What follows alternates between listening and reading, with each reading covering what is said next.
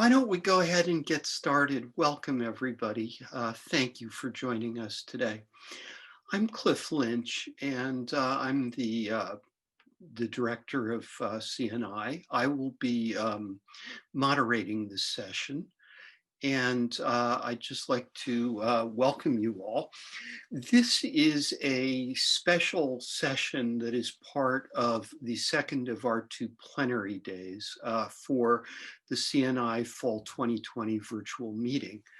And we are recording this session. The session will be available publicly later, the video of it. There is closed captioning available. Please use that if it's helpful. We do have a chat going, and there's also a Q&A tool. This session is really, I guess the best way I can describe this as is it's a response to the fact that so much has moved virtual in the world in the last months because of the pandemic.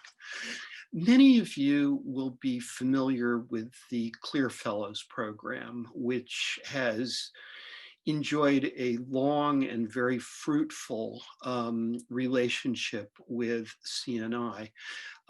For years, we have invited the fellows from the recent cohorts of the CLIR Fellows program to join us at CNI, and they have been very active, engaged, and I think much beloved presences at our physical meetings. They often bring great insights, they ask wonderful questions, and they're often doing some of the most interesting and innovative things around.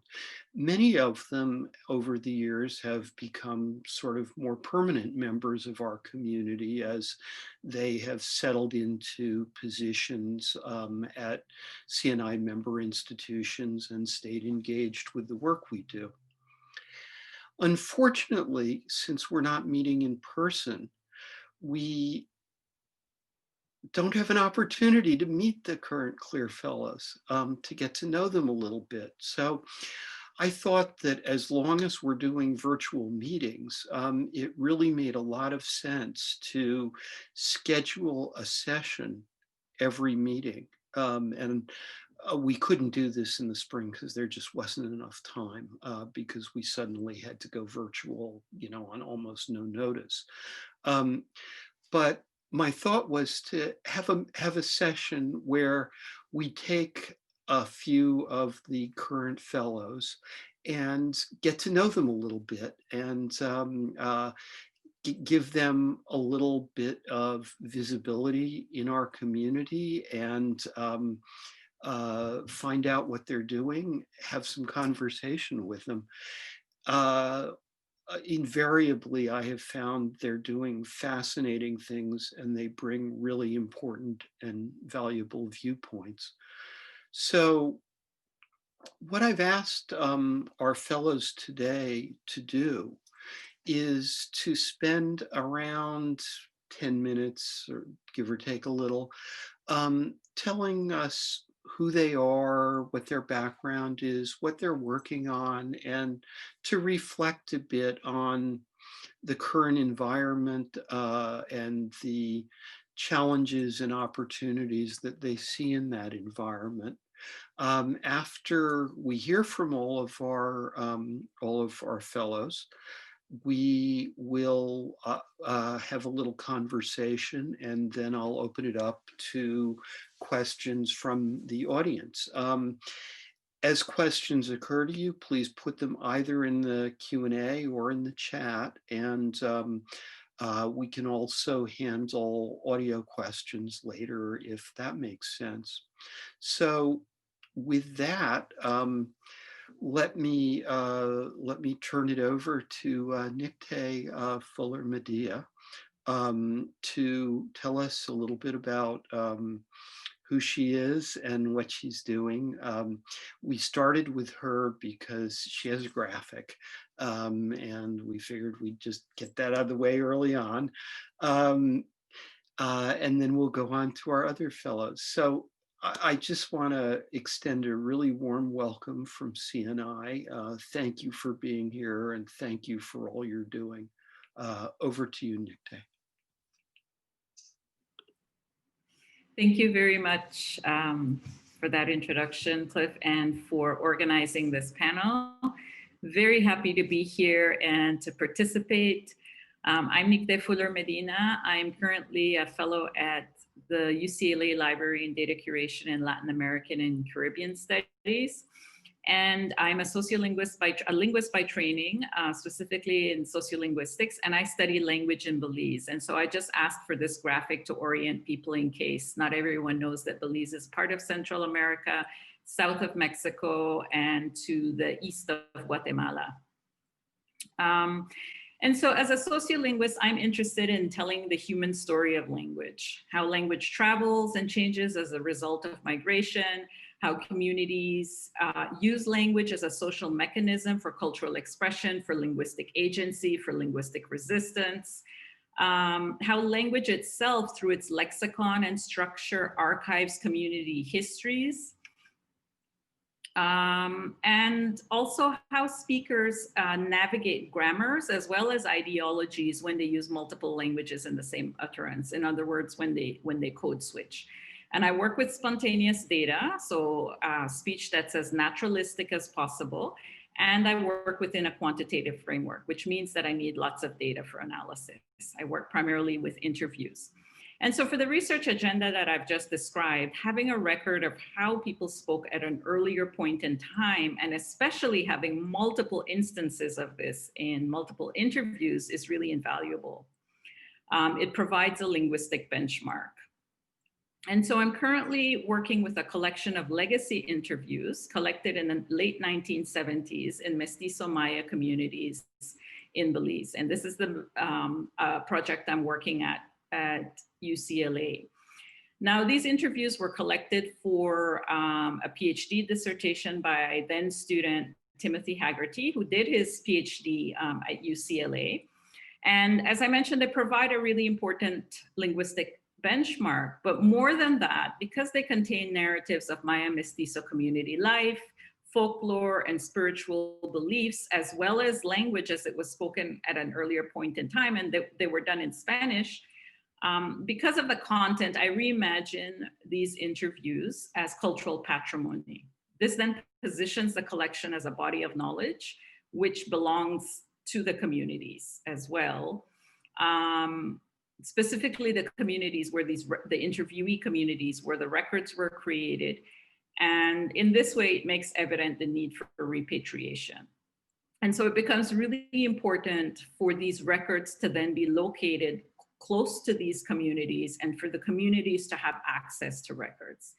Now, standard practice in linguistics is that in the creation of a corpus, really the needs of linguists are what's centered and not so much community access. So then we'll organize a corpus according to how it's going to be used for the study of language in terms of building collections in libraries. Generally speaking, that's not done together with communities, and there's a priority in terms of access to scholars, particularly in academic libraries, for example, and the preservation of legacy materials. I want to say a bit about what I mean by repatriation. So now when we think about repatriation, maybe what comes to mind is physical artifacts kept in museums and perhaps obtained or taken from communities under less than fair circumstances. In some cases, outright theft. But in this case, I'm talking about ephemera. So these are audio recordings. And when I talk about repatriation, I'm talking about a return of patrimony, which was obtained under circumstances that can be described as default extractivist practices supported by or created by a colonial legacy.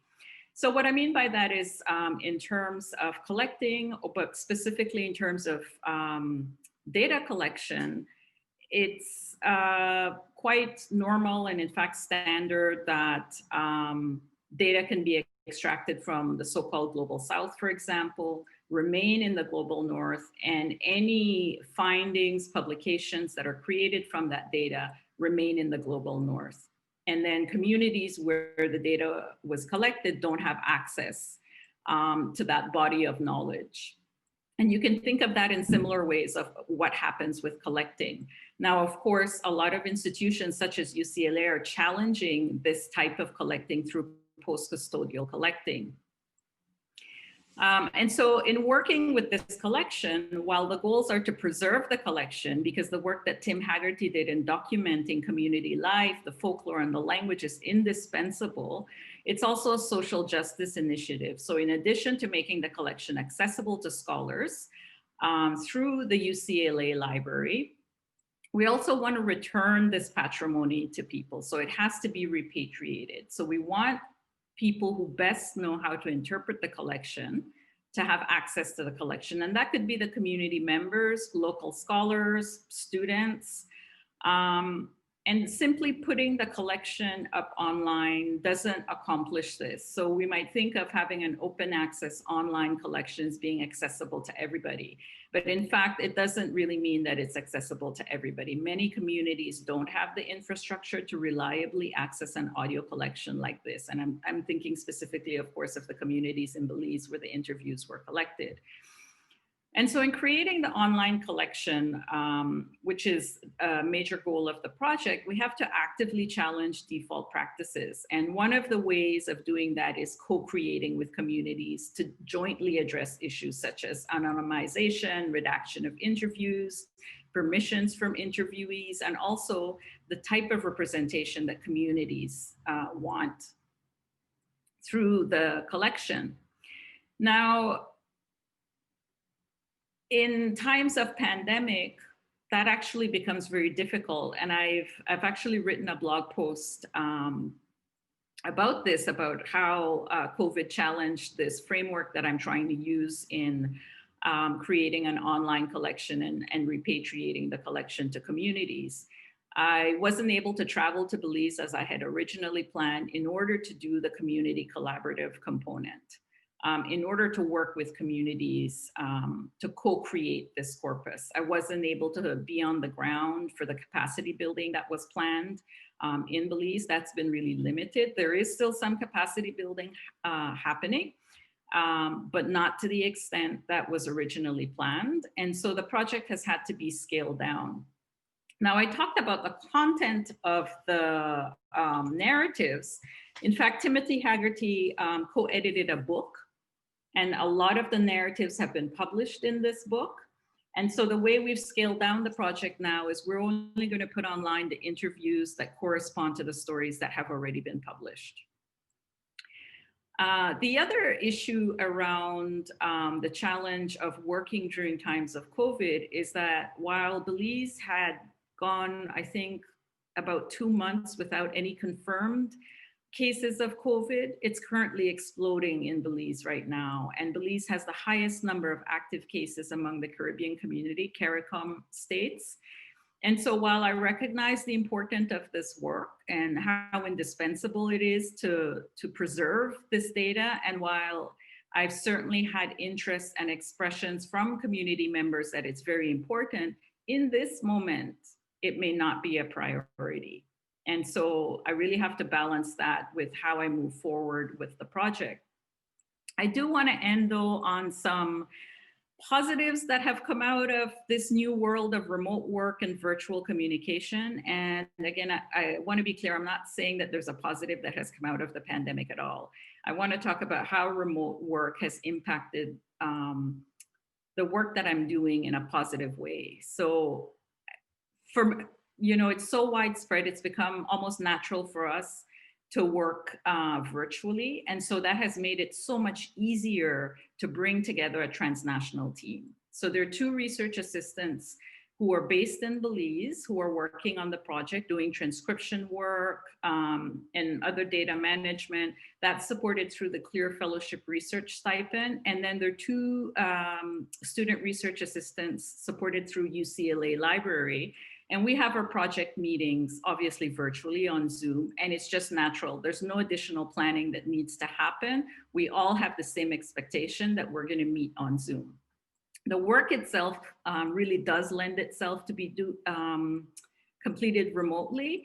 And again, that has been straightforward. There are no special permissions for, you know, having students complete work remotely, that sort of thing. And we've even been able to have a project meeting with Tim Haggerty, who is still alive. And, you know, the research assistants got a chance to ask him all sorts of questions. I got a chance to ask some clarification questions about the interviews. And without this remote work being such a norm, I would have been trying to find funding to bring Tim Haggerty to UCLA, or it may have, you know, involved so many more emails to try to coordinate and get everybody online. But we all have the same expectation. And so that's really helped things move along. And so far we've completed time logs, we're creating the time-aligned transcripts, and we plan to have interviews up online in January. Happy to take questions at the end in the Q&A, and just want to say thanks again for having me on the panel. Thank you so much, Nicté. That was just awesome. The number of really important issues and insights you just packed into a very small amount of time. Thanks. Christian, do you want to tell us a bit about what you're doing next? Sure, I'm always happy to talk about the things I'm working on. You know, it's the thing that everyone loves about academics. I'll talk all day. But okay, so my name is Christian Casey. I am a CLIR Fellow in the ISOL library. ISOL is the acronym that we use for the Institute for the Study of the Ancient World, which is affiliated with NYU. And I'm an Egyptologist by training, and my research involves doing things with Egyptian language that haven't really been done or have been tried and haven't worked.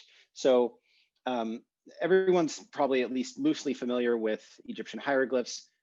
You've definitely seen them before. You've probably seen them in the context of an inscription on a stone wall or something like that. But what you might not have seen as often are the thousands of handwritten texts. So when Egyptians wrote each other letters or wrote up contracts and things, they didn't actually carve them into stone like in a cartoon. They just used papyrus and ink. And when they did that, of course, they didn't draw the glyphs exactly precisely. They just kind of briefly sketched them out. And we can actually see from the Old Kingdom around, I think the text is dated to around 2500 BC. We can see, we have papyri where they've just literally drawn the glyphs with ink on paper, basically. And then we see a transition all throughout Egyptian history as the scripts develop over time. They become more abstract. The characters no longer look like the hieroglyphs that they originally came from, in the same way that the letters of our alphabet no longer look like the hieroglyphs that they came from originally. They became sort of arbitrary shapes. And that's the thing that I study. I'm really interested in this process of script evolution. It has a lot of connections to linguistic evolution more generally. In fact, I think I demonstrated pretty thoroughly in my dissertation that they are essentially equivalent processes, although there are differences, of course. And there's not a whole lot has been done on the way scripts evolve over time. And Egyptian is the perfect test case because we have multiple scripts. Like I said, we have thousands of texts. The stuff in these texts is really interesting. So there are, there are things like legal documents and letters, which can be interesting for the study of history, but there are also things like stories and songs and hymns, all these really wonderful things that are difficult to access in their original because they're written in this super obscure ancient script.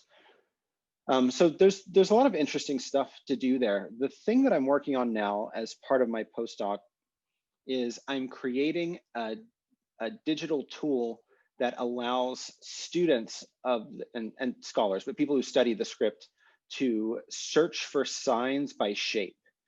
So what we have right now, we have these massive tomes that are just lists of all the possible hieratic signs. Hieratic is the name of one of the handwritten scripts. So if you're a student and you're trying to learn the script in like an Egyptology course, you're given a text, and the text is just, like any text, it's just a sequence of random letters that you don't know yet. That's why you're reading it. But there's actually no way to look up those letters without going through the entire list, and the list has 1,000 things in it. So it's really difficult to learn. It's really tedious. What people do most of the time is they take the hieratic text that's totally incomprehensible to them, and they put a transcription in computerized Egyptian hieroglyphic font. So you can convert one to the other, and then you get the nice little pictures of birds and animals and things, and it's much easier to read. And you kind of just sit with those things side by side until you start to get it, and then you kind of know enough to use a sign list or something. Another thing that people do is they create their own cross references. So I have a friend and a colleague who made this really wonderful hand-drawn, like 12-page document that is a sign list where they're sort of roughly sorted. The hieratic signs are roughly sorted by shape. And we were talking about it one day, and I realized that this thing that I've done for my dissertation, where I use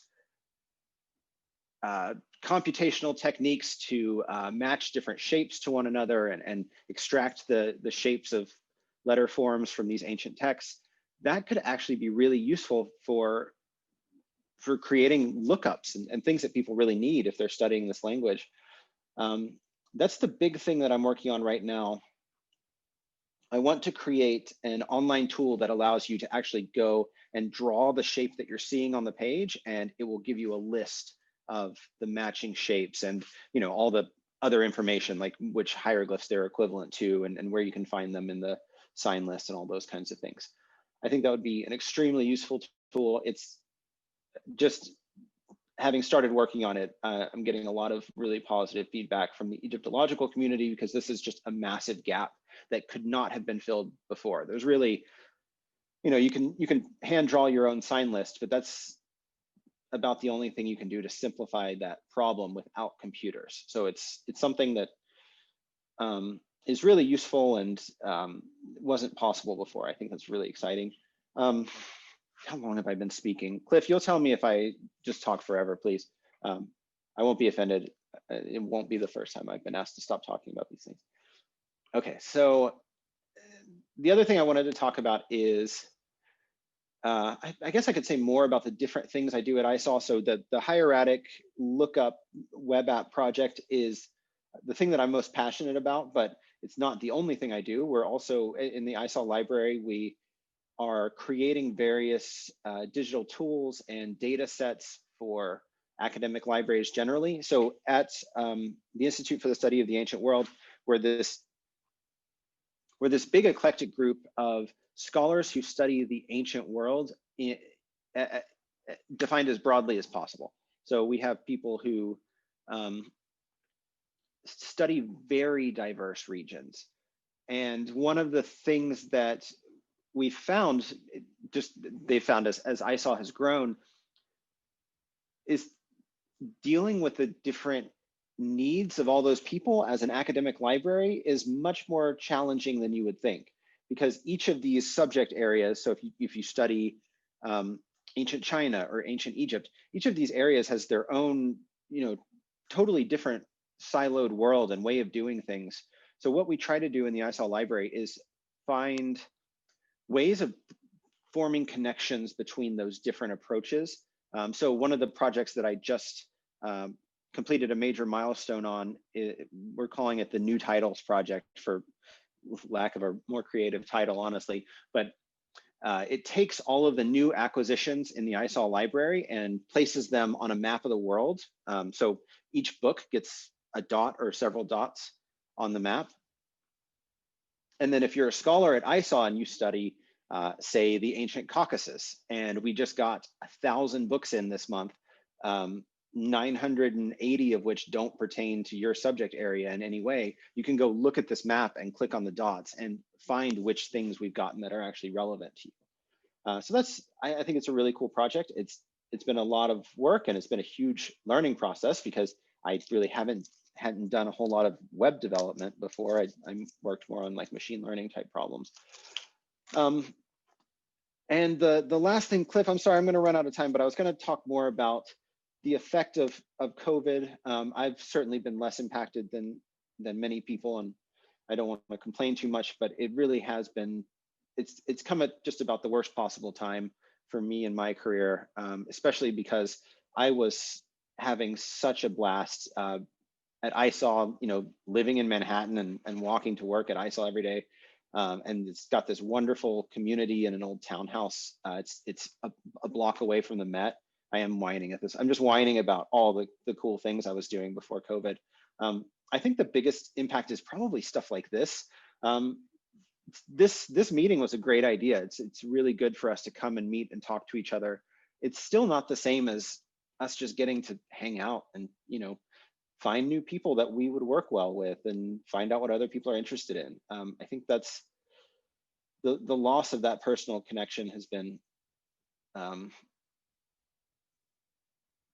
pretty devastating. I guess I'll go ahead. I don't think I'm exaggerating by saying that. It's had quite an impact.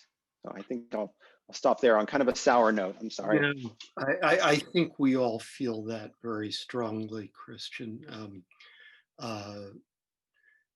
I think we all miss that kind of in-person collaboration. That was fascinating. The work with the hieroglyphic languages really, I think, is a potential game changer and fascinating. Brian, tell us about what you're doing. Sure. I'm Brian Robinson, currently working in Jackson Library at the University of North Carolina at Greensboro within digital collections. My interests surround, well, I was trained as an American historian, but my interests surround Southern history, Southern education, history of ideas, Black cultural building, and slavery.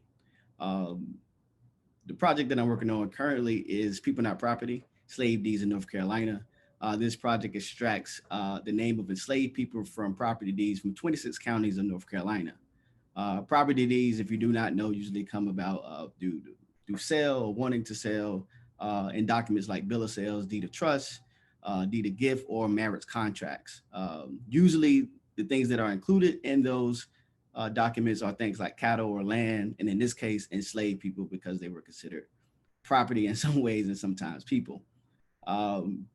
Currently, we are in the process of transcribing those deeds. I think we've collected 15,000 slave deeds. So in essence, we have the name of 15,000 enslaved people, in which we hope to create a searchable database from that data set.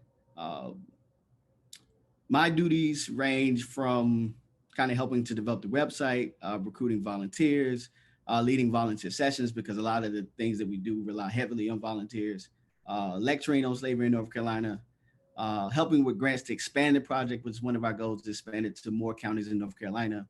And I also do general research on archival information about antebellum North Carolina that will help us to identify more names of enslaved people. And one of the things that I have found thus far is tax assessment list of North Carolina Revenue Act 1863 that has provided a significant amount of names and information that we will use later on once this People Not Property is complete. Another project that I'm also somewhat leading is No Longer Yours, contextualizing and emphasizing freedom seekers in a brief history of North Carolina. This project is sponsored by the Association for the Study of African American Life and History, the National Park Service, through Network to Freedom. The goal of this project is to create a digital textbook and highlighting a brief history of slavery in North Carolina while highlighting freedom seekers, which are runaway slaves in North Carolina. This project seeks to tie in with the strong database that we have at UNCG, which is the Digital Library on American Slavery, specifically the Runaway Slave Advertisement Database. In order to contextualize the environment of freedom seekers, we wanted to kind of synthesize a lot of the history that the history of slavery in North Carolina, which is somewhat known but relatively unknown. When you think about the historiography of slavery in America, North Carolina is one of those states that is usually left out. The focus is mostly on South Carolina, Virginia, and North Carolina, because it did relatively have a small population. It's usually left out of that story. And so our job, or my job, is to kind of fill in a lot of those voids and understand what was the environment for runaways, and why did they want to run away in North Carolina, how did they escape, and what routes did they take out of North Carolina. Let's see. Some of the challenges with this project is the inability to do interviews, spend time with teachers, community leaders, and the archives. Each of those aspects are quite important, particularly spending time with community leaders. One of the goals of this project is for it to be appetizing for the general public. One thing that we want to do is bridge the gap in terms of how we understand race in America. And one of the ways that we believe we can kind of come to a different understanding of that is understanding the development of slavery, how race is somewhat constructed in the earlier times of America.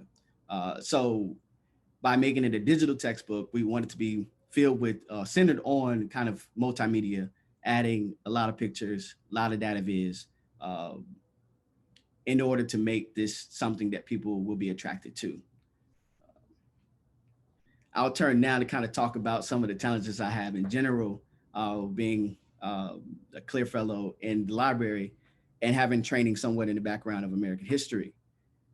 One thing that I had a problem with initially with this job opportunity was kind of compartmentalizing my skills, really kind of focusing on the kind of a la carte type of way of thinking about what I do, and then the implicit knowledge that is acquired through a lot of the projects I've done before, and kind of narrowing it down and figuring out where I fit with the team. Because when you're doing a dissertation, you're usually alone. You usually don't have a lot of people around you. It's just you. So going from that and then working with a team that does a lot of different things, kind of finding myself in that took a little time. In regards to COVID, I think it has severely impacted my relationship with the supervisor, not in the social good way, but in terms of learning each other. I think coming from my background and going into the library, you need that interaction on a daily basis to kind of learn from one another, learning the strengths and weaknesses of each other, so that you kind of approach one another to say, hey, I think this would be a good thing to do, or this wouldn't be a good thing to do. It's hard to do that when you don't really know the person that well. Even though I have a great supervisor, David is phenomenal, but that time is necessary to kind of understand each other's strengths and weaknesses and pushing each other forward in different ways. One of the things I have learned through this process, particularly because I've focused on writing a number of grants, is thinking about the local community and how we actually engage with them. And so one thing that I'm pushing back against now when we're thinking about grants is to not corporatize our research, and by resisting kind of abstract language. I find that many academic projects or focuses are oftentimes out of touch with the reality of people. Not saying that, we shouldn't have those things, because we need those things, but I think we have to kind of think more about the town and gown relationship more than we do now. And I guess I'm more of a kind of a blue collar scholar, so I kind of tend to think about the community much more than others. So I kind of push on that now, and I find it challenging to push back, but a useful thing to push back on. So hopefully that sums up what I had to say. Thank you. That was just fascinating. The whole play of different scholarly and organizational cultures that you described, and that whole question of engaging the community, I think, is one that is becoming really much more important for a lot of folks as they think about their work now. So thank you for just a great synthesis of a lot of things. And finally, we're going to hear from Azure Stewart and her really interesting work. Over to you, Azure, and welcome. Thank you, Cliff, and Beth, and everyone from CNI for having me join and have all of us on the panel. So I'm Azure Stewart. I'm a CLIR Fellow at NYU as well. My post is a little bit different. I actually work for an engineering library. Prior to coming to NYU, most of my career has been at the intersection of education and STEM. I'm not a scientist by trade, but it just so happens a lot of my work has ended up in those different intersections. So my primarily position there was considered an engineering strategist, educational strategist. So I work kind of the intersection between the Tandon School and the library. And we're working on a variety of different things.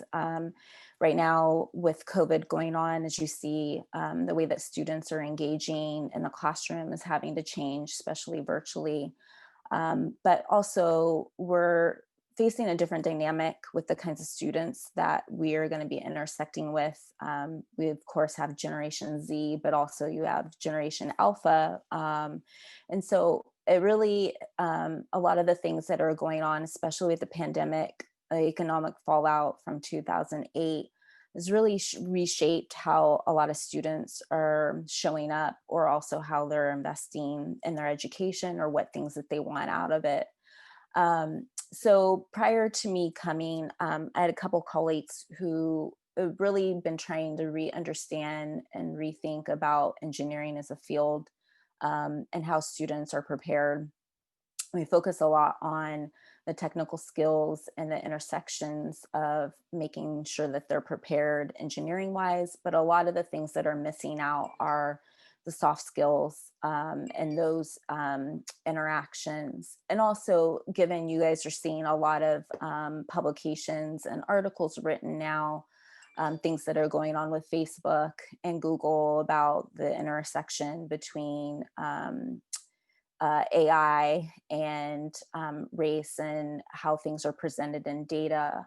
So what I've been doing over the last year has really been meeting with students across different backgrounds. The Brooklyn campus is really unique because we have a lot of first generation students, a lot of students of color who are either local within Brooklyn or other areas outside of the New York area.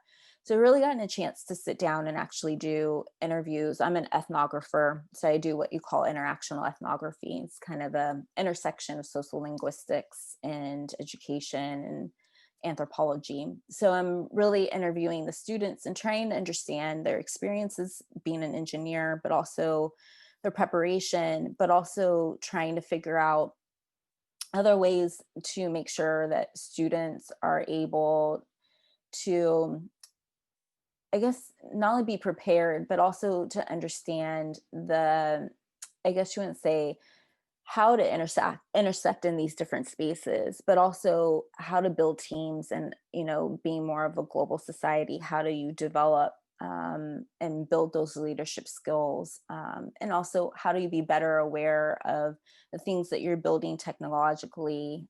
Specifically, you have AI and all these other things that are generating stuff. How are you being more informed about the decision making that you're doing as an engineer, and being inclusive of other populations? So anyway, so I've been doing some curriculum development with some of the insights of what the students are experiencing or what they're not prepared for. And so we've been beta testing that, and been developing some grants and trying to get funding for it. But more importantly, a lot of this work has been like a catalyst to re-envision just the local spaces that the students have around in their community, how to think about the local impact of what's in their community and what's happening to them. We've talked about including, NYU is based on indigenous lands, how to include the conversation of, those acknowledgements and how do you interact with them as a scientist, or how do you rediscover what's native to those areas. So it's a lot of trying to think about how we're being responsible scientifically, but also locally and globally as well. So I've been working a lot in those intersections with students and faculty and folks in the library.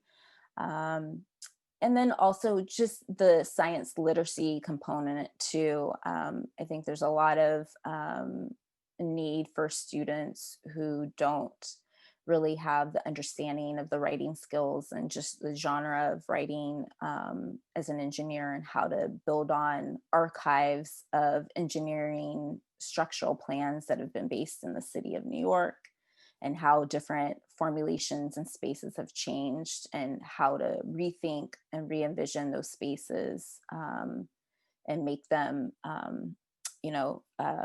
renewable but reusable, and also honoring those spaces. So those are some of the things that I'm reworking on in alignment to my project. In terms of COVID, how my project's really been impacted.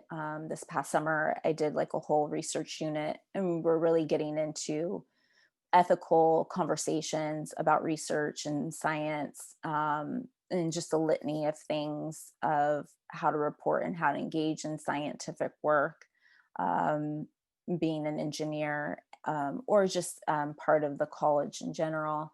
My work in a lot of ways was impacted, like having these conversations remote with students from Abu Dhabi to Shanghai to New York. And many of the students were not really physically working in the lab. Some of them were working with data sets virtually. And so that presented a big challenge. And also some of the projects were based in dealing with COVID and populations, and trying to figure out how to intersect with virus and all these things. So it's really hard to sometimes have a conversation about some of these ways of engaging in research, but also in ethics and ethical stances, and not really seeing the students in person. And I think for some of them, that's a struggle. For some of them, it was also an opportunity to re-envision how to work with scientific data sets and not necessarily in a laboratory system, which I think in a lot of ways, we sometimes need to go back and relook at what we've done, and maybe where we've made mistakes and where we need to be better scientifically, and using those archives. So that has been a challenge, and just seeing how their energy in dealing in this online format is definitely difficult. Another issue and barrier has been funding. I've submitted a couple of proposals before this all happened, and some of my stuff hasn't been funded, which is really important to get response from students to understand their experiences and how to figure out to better support the ones that we do currently have. And then just overall, structurally, it's changed in a lot of ways in my library. I've gotten the experience to get a little bit more hands-on what's going on conversational wise, because we've had a lot of retirements because of COVID. We've had people who've decided that they've wanted to retire, or before that had retired. So by proxy, I've gotten a little bit more of a hands-on experience being there.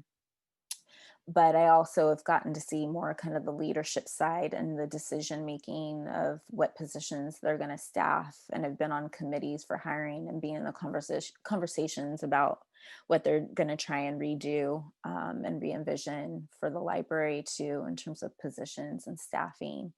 So that's been a positive part in seeing where people make decisions administratively and why.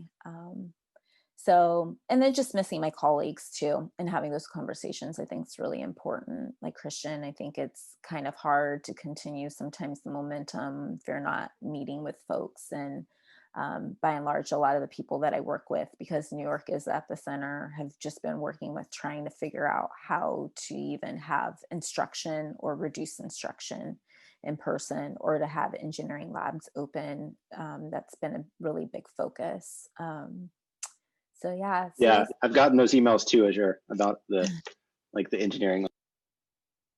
yeah, so we have a maker space pretty close to our library, and that's a really big component that we really collaborate with a bunch of folks between them and the school. And so, so yeah, it's been a difficulty. So I think that's pretty much it. Most of my experiences and things that are going on. That's fantastic. What a what a what an what a wonderful view of your work and how your fellowship is unfolding. Just well, I think that all of you have done an amazing job, and I thank you. You certainly, once again, I think, proved my assertion that the CLIR Fellows are doing wonderful and fascinating things. And we're doing pretty good for time. I'll I'll open this up for a question or two from the audience. And as I say, please put it in Q&A or put it in chat, or if you like, I can even turn your mic on if you want to ask it by audio if you raise your hands. While we're thinking about questions and putting them in, I have one for all of you, just to field briefly. So I'd be very interested to hear you say a few words about how you're thinking about your career trajectory after your CLIR Fellowship. Where do you go from there? And I know that's a completely unfair question, especially in this environment with so much changing and up in the air. But nonetheless, I'd love to hear your thoughts on that.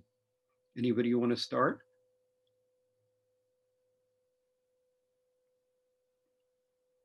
Brian, you're grinning. You look like you might like to take a swing at that. To be honest, I have no idea. CLIR has opened me up to a lot of opportunities and things to think about. I'm anxious to get back to teaching, of course. I'm anxious to get back to kind of traditional research, but I'm fascinated by grant-related work. I'm fascinated by what the library composes of and its capabilities.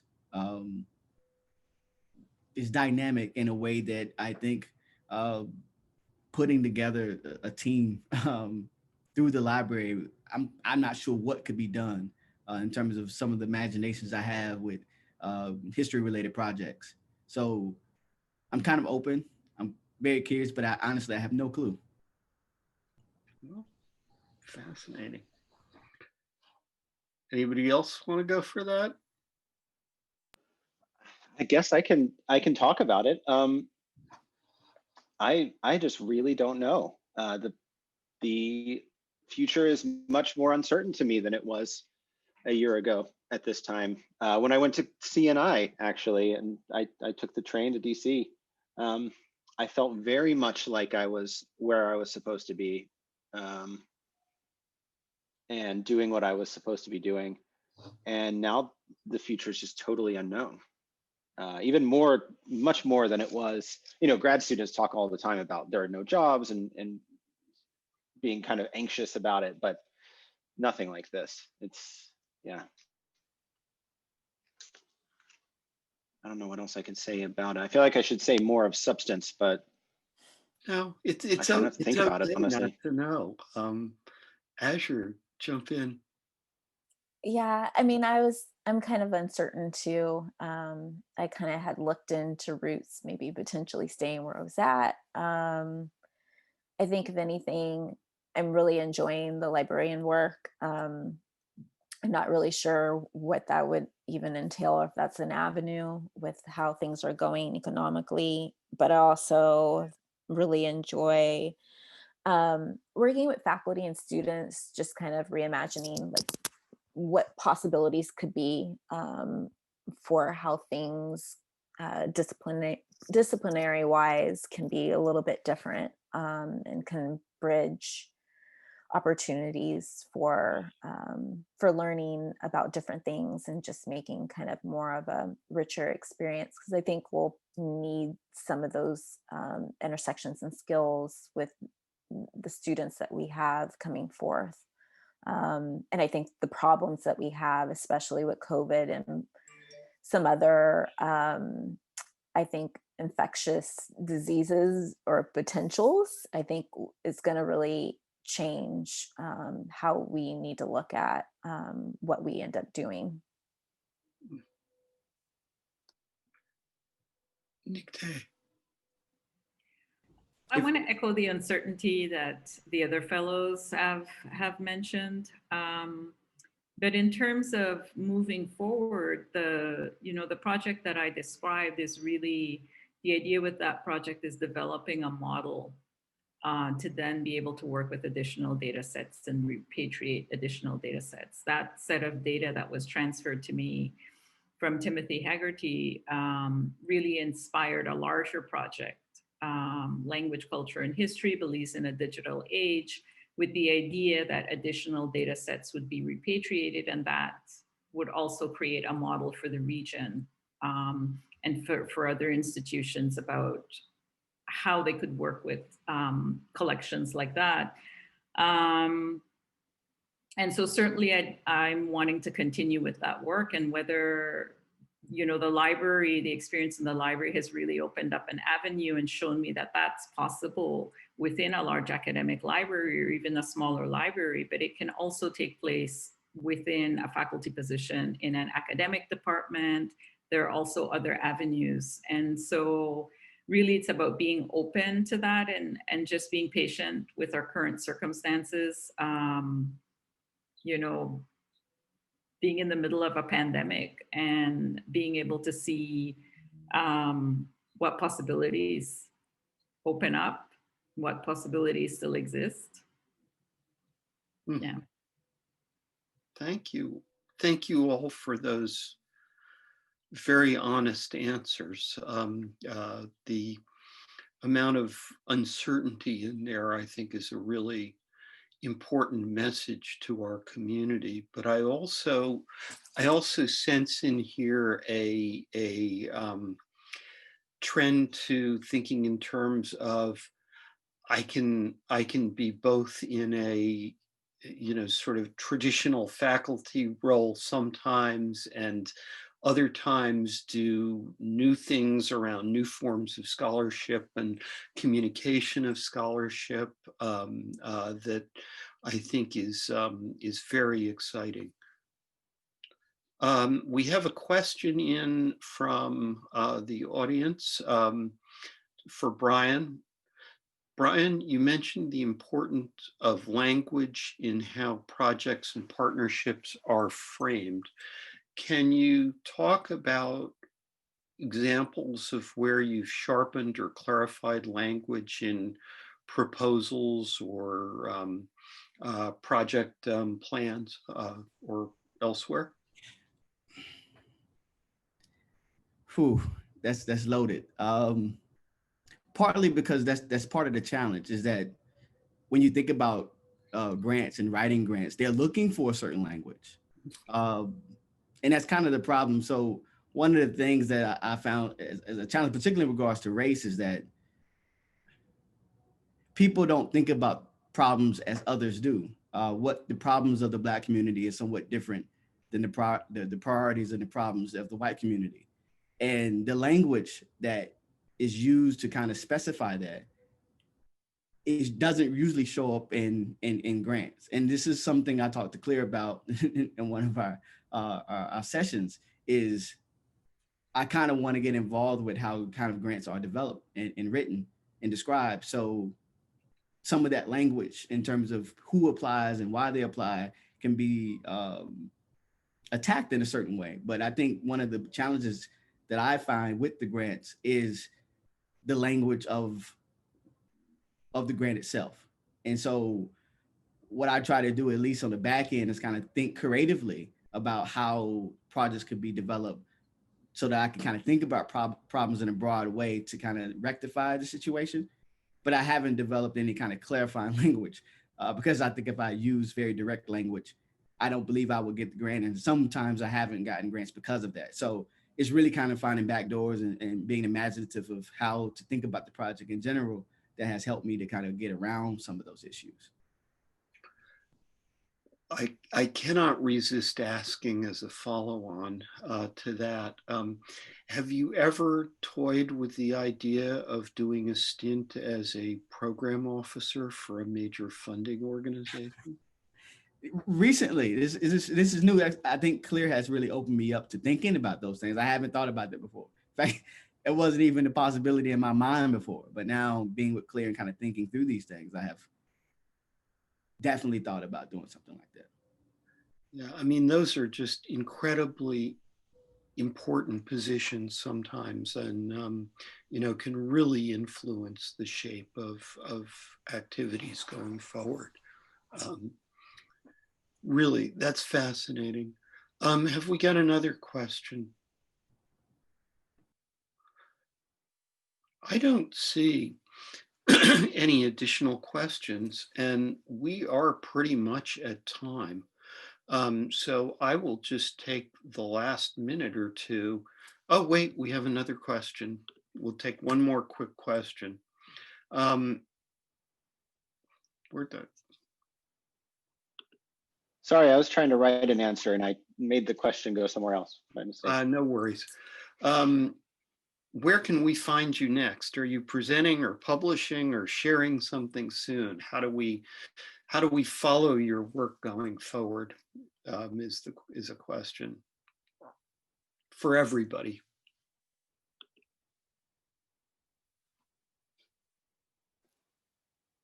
I'm working on a publication right now. So it is submitted to a library journal. I'm just trying to wait to see if I get more feedback, to see if they'll officially like final accept. But I can post my email. I'm not fancy. I don't have a website out like Christian yet, but something I need to work on, but I could put my email up and everything.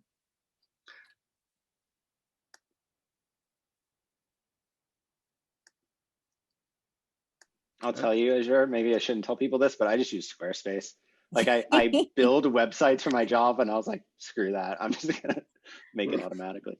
I know I have mine, but I just haven't released it yet. So, but. Nicté, Brian, you want to jump in on that before we go?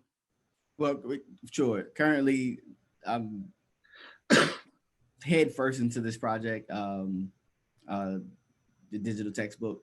I have a year worth of funding, so I have a lot of work to do because it's primarily me on the project. So I won't be presenting in the recent future, in the short future. Perhaps maybe October, November of next year. Usually that's when the season comes around for a lot of programs, conferences anyway. So I'll probably be back on the circuit then, but in the near future, I don't see me doing anything. So if you need to contact me, I'll place my email in the chat. And thank you. And we look forward to your reemergence with that. Nicté. I've put up my information. I typed it in the answer. I'm not sure if I did that correctly in the Q&A. Yeah, so I've put in my Twitter handle, my email, my website is there. And I'm writing up the project that I'm working on and hope to have that submitted in January. Wonderful. It should be coming up later next year. All right, we will put some of this information on the page for this session, so for people who want to follow up. Let me just say a really heartfelt thanks, congratulations on the wonderful work you're doing, and please stay in touch. I'm thinking that a number of people here will probably be in touch with one or another of you um, following on. And we look forward to continuing to hear about the great work you're doing. So I really appreciate you joining us. Thank you. Thank you very much for having us, Cliff. It's been great. Thank you. Thank you.